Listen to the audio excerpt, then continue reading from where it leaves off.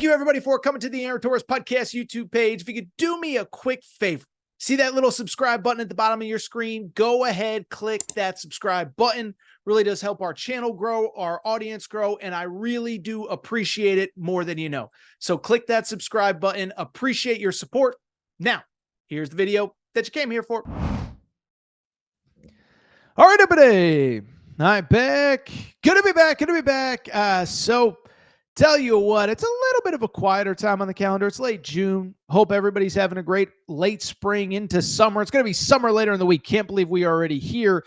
Not a lot going on in the world of sports, but there was a story that I do want to hit on before I go on vacation this week. Now, to be clear, we'll still have off-season grades. We'll still do a bunch of stuff on the YouTube channel, but I will officially be away as of Thursday morning, okay?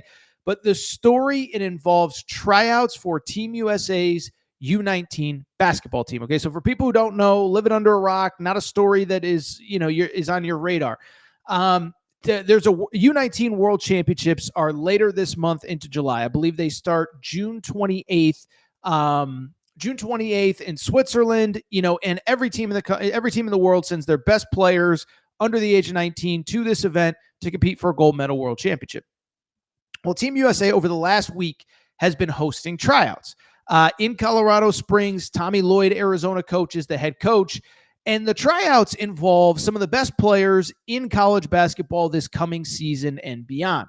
Included, Koa Pete, 5-star freshman at Arizona. Mikel Brown Jr., 5-star freshman at Louisville. Jasper Johnson, 5-star freshman at Kentucky. A couple guys that played college basketball this past season. And even some guys that are going into their senior years of high school, be it Tyron Stokes, be it Jason Crow Jr., Caleb Holt, etc. Well, I bring it up because all these workouts have been going on. Best high school, best under 19 players in America. And as the team gets set to make a final cut, which I believe will be on Thursday, if you read the reports out of Colorado Springs, there is very clearly one player that is dominating these Team USA workouts. One player that even amongst a group that is going to include dozens of future NBA players at this workout has taken it to another level and is dominating in a way that nobody else does. That player, AJ Dybantsa, headed to BYU. And so I want to go ahead and get to some of these reports, but let me just say this. I've been saying, probably the last 6 to 8 weeks, I think as good as AJ can be and as good as AJ has been hyped to be, I actually think he might even be better than people realize. And I'll say this, if you believe these reports, I might be onto something. AJ Dybantsa might just be better than everybody realizes. Okay, so first of all, the first report, this was the first one that I saw. It was shared by our Torres on BYU page. Now, the report, to give a little background, it came from KSR, okay? KSR, for people who don't know, I actually did some stuff for KSR back in the day. Jack Pilgrim is a great college basketball reporter for KSR. That's Kentucky Sports Radio. He was out in Colorado Springs covering Team USA because Kentucky had 2 players on their current roster at tryouts, Malachi Moreno and Jasper Johnson, several recruits at the tryouts that they're recruiting. And then, oh, by the way, Mark Pope was one of the on-the-court coaches that earlier in the week before the roster got cut was actually helping work players out. And so Jack was there covering the teams, and he's doing a recap, and he's writing about all the big things. Well, here is what he wrote about AJ Dybantsa on Sunday night, okay? This is from Kentucky Sports Radio. He said, it was a performance that led to a post-game debate wondering how many points per game he'd average in the NBA today. Down big in the final minutes of the afternoon session scrimmage, the BYU signee, this is obviously AJ Dybantsa, single-handedly led his team back to victory with not 1, not 2, but 3 separate clutch baskets with defensive stops and forced turnovers to pull it off. The one kid in the gym with nothing to prove, number 1 in his class, all of the NIL in the world, likely the number 1 pick in the draft, he was screaming at his teammates to pick up 94 feet full court with defensive callouts and something calling down each second on inbounds, begging for a violation. He was obsessed with earning what amounts to a meaningless scrimmage win in a training camp he could have skipped entirely and still made the final 12-member 2025 FIBA World Cup roster without losing a second of sleep. So there you go. AJ Dybantsa, I mean, what can you even say about that? First of all, let me even back preface for people who maybe don't understand the significance of this. Okay, so Jack, great at what he does. He is a Kentucky beat writer. His job is to go to Colorado Springs to cover all things Kentucky. So when he is writing things of those nature about a player that is not playing for Kentucky, not being recruited by Kentucky, unless there's something in the NCAA tournament, won't be playing Kentucky in the regular season.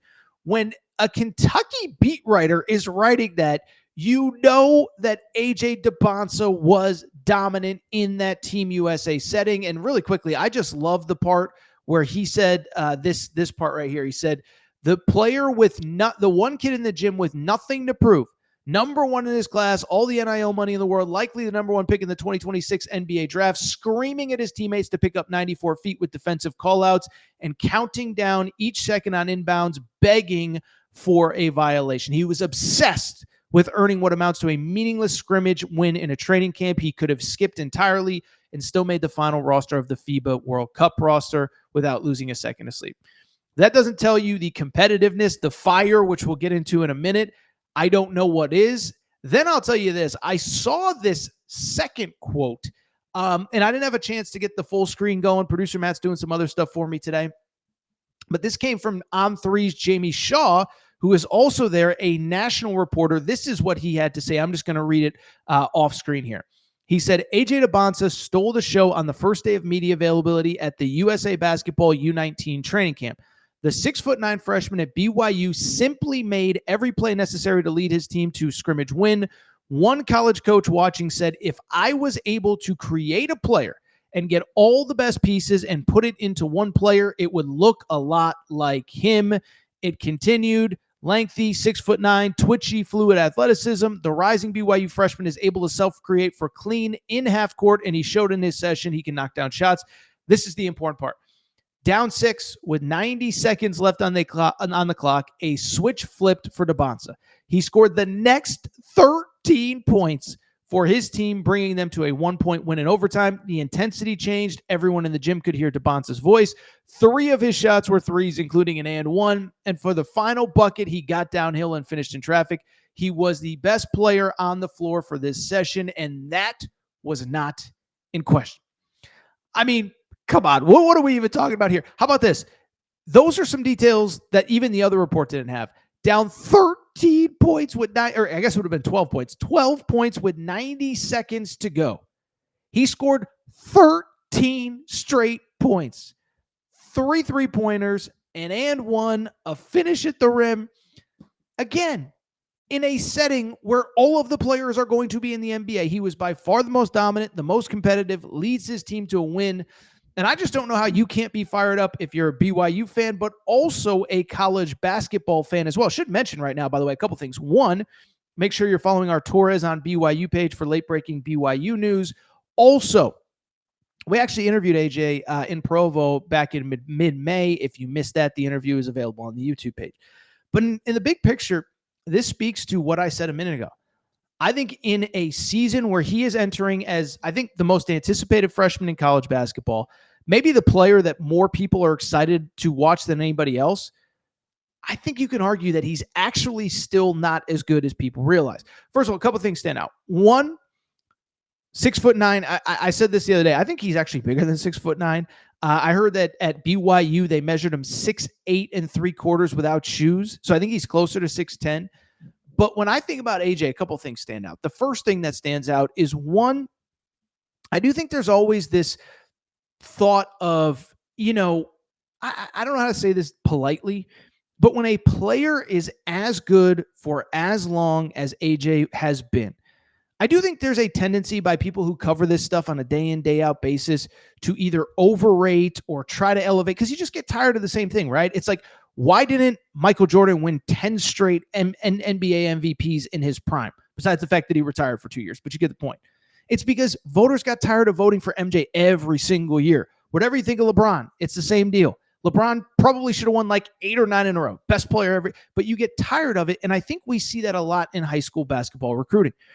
AJ Dybantsa has been the number one player in his grade since basically they were ranking his grade. And even after he reclassified and moved up to 2025, it was the same. Remember, this is a guy who was the leading scorer at the 17 and under Peach Jam after his freshman year of high school.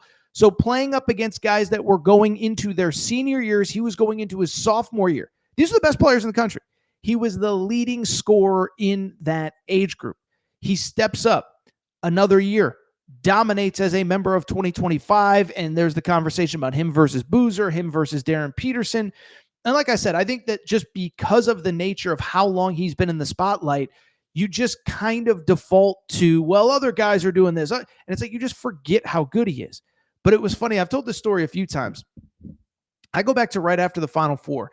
I came back from San Antonio, a couple days where you're kind of laying low. You're not trying to do too much. The wife has some work trainings at night. And I remember one night just flipping on a couple highlights from really last year's Team USA, but then also on top of that, the Nike Hoop Summit, which had been played a couple days after the Final Four. And I remember watching those highlights and being like, oh yeah, as good as he is, I actually forgot how good this kid is. Because the thing about AJ, and it came out in those stories, is that one has all the physical tools, 6'9", super athletic, super quick twitch, can finish, 3-level scorer, can finish at the rim, great 3-point shooter, mid-range game. All you got to do is watch some of those clips that BYU has put out to see that he's got the mid-range game in control as well. But I think what I forgot until I started rewatching those highlights is how darn competitive he is. I go back to the Team USA stuff from a year ago when he was playing with a lot of the same guys on this team. Lakoa Pete, I think Mikal Brown Jr. might have been on that team last year. I can't remember. But they dominated everybody. But the thing that stood out about AJ is, that competitive fire, blocking a shot out of bounds and screaming at the top of his lungs, diving on the floor for a loose ball and pounding his chest. And I'll say, I think that there are guys that sometimes they do stuff like that because they think it's cool, or they've seen it on TV, or they've seen LeBron do it, or they've seen Steph do it, or they've seen whatever. I just get the sense AJ does it because he's that competitive. And that speaks to, again, the Team USA stuff that we're reading about now, that, 94 feet of pressure, calling out teammates to get in position to defend this, whatever. I can't think of everything, but that speaks to the competitiveness of it. And so when I think about Dybantsa, that's the thing that stands out, is that he is the rare player that has elite intangibles. And by all accounts, and I'm just going by what everybody else says, I'm not claiming that I know him from one interview, but that he has not just the intangibles, but the tangible stuff as well. The intangibles: height, athleticism, skill, 6'9" going on 6'10", can finish at the rim, 3-point shooting, but he's got the tangible stuff as well. Just because you are a player with incredible gifts from God does not mean that you are going to go to work every day, go to, practice every day and take full advantage of it. We all know plenty of players that are as physically gifted, as talented as anybody. They just don't work. And that does not appear to be the case. One thing I can tell you, being at BYU a few weeks ago, he had only been on campus for a week or two at that point, but they raved. They said everything that we thought we were getting, so far so good, in terms of work ethic, not only showing up on time, but showing up early, wanting to get better, wanting to be coached, wanting to be pushed. I think that's the other thing, right? Is that I think sometimes when you have these players that have been so good for so long, they're afraid of competition, or they don't think they need competition. And my inclination, everything that I heard, is that he is relishing having the opportunity to go up against Richie Saunders, an All-American, every day in practice, other guys his size, his athleticism. And I'm just so excited about this BYU team. Listen, as far as Dybantsa and BYU is concerned, I'll say I did my way too early Final Four a few weeks ago, which many of you may remember. I had BYU in the Final Four because I think that, to Kevin Young's credit, he built the perfect team around AJ Dybantsa. It's not just AJ Dybantsa. Richie Saunders was it could be an All-American, All Big 12 last year. Rob Wright, All Big 12 freshman team. I expect him to make a leap. Keba Keita, we know how good he is. Kennard Davis coming in from Southern Illinois. Oh, by the way, the guy that I keep telling you about, Dominique Diamande, that's the name to remember. I think he'll be a breakout player. So really talented team built around him. Xavier State and the other freshmen as well. really talented team built around him. But to me, this is about AJ Dybantsa, who I believe is the #1 high school player in America, the projected #1 pick in the 2026 NBA draft. And somehow still underrated. If you enjoyed this video, do me a couple quick favors. One, make sure that you're following our Tours on BYU page, Tours on BYU, for all your late-breaking BYU news. Also, subscribe to the Aaron Torres pod. I will be away, but our off-season grades roll on. We have, how about this? Coming up Thursday night, we'll have Kentucky. We'll have BYU next week. We'll have Arkansas next week. We'll have St. John's next week. So it's fun. We got plenty of content still coming. We'll have Duke next week as well. Make sure to subscribe. Make sure to subscribe on podcast as well.